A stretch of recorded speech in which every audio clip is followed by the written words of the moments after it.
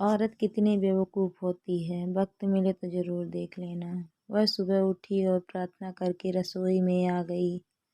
चाय के लिए चूल्हे पर पानी रखा, फिर बच्चों को जगाया ताकि वे स्कूल के लिए तैयार हो सकें।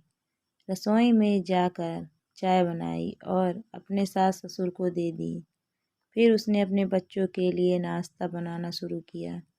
बच्चे जब तैयार हुए तो उन्होंने नाश्ता किया और उसने बच्चों को लंच बनाया। इसी बीच बच्चों की वैन आ गई। बच्चों को स्कूल भेजकर टेबल से बर्तन समेटे।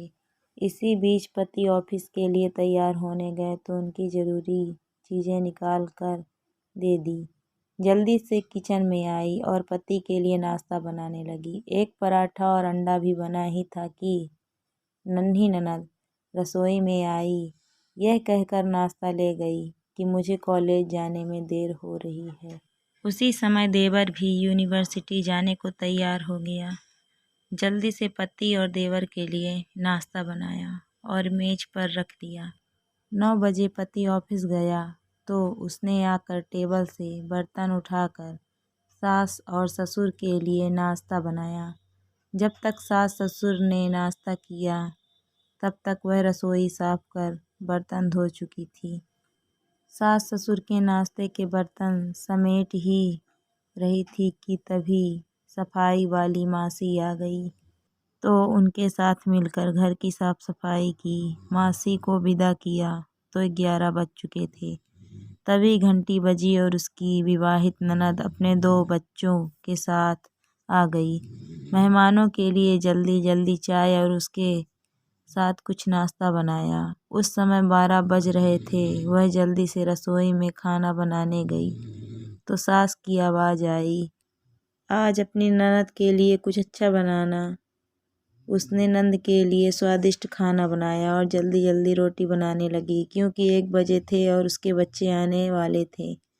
बच्चे जब स्कूल से आए तो उन्होंने हाथ मुंह धोए, कपड़े बदले और उसने उन्हें खाना खिलाया। तभी कॉलेज से छोटी नंद भी आ गई और देवर भी वापस आ गया।